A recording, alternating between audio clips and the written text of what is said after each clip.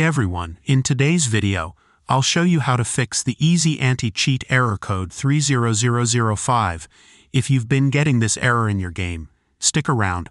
I've got a few simple fixes for you. Let's jump right in. First, open File Explorer and navigate to your C drive. Go to Program Files, x86, and then find the Easy Anti-Cheat folder.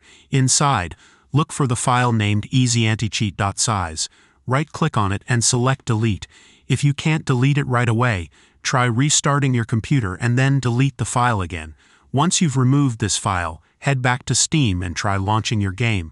This often clears up the error. If the error still persists, open your Steam library and locate the game that's giving you trouble. For example, if you're getting the error in a game like Throne and Liberty, right-click on the game.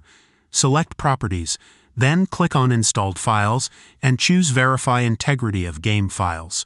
Wait for the verification process to reach 100% to ensure no corrupted or missing files are causing the issue. Step 3.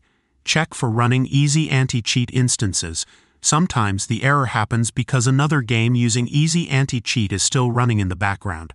Open Task Manager by pressing Ctrl+Shift+ESC and check if any Easy Anti-Cheat or game processes are still active. If you see any, right-click and select End Task to close them completely before launching your game again. And that's it. By deleting the problematic file, verifying your game files, and ensuring no conflicting processes are running, you should be able to fix the Easy Anti-Cheat error code 30005. If this video helped, please hit like, subscribe for more quick fixes, and drop a comment if you have any questions. Thanks for watching, and I'll see you in the next one.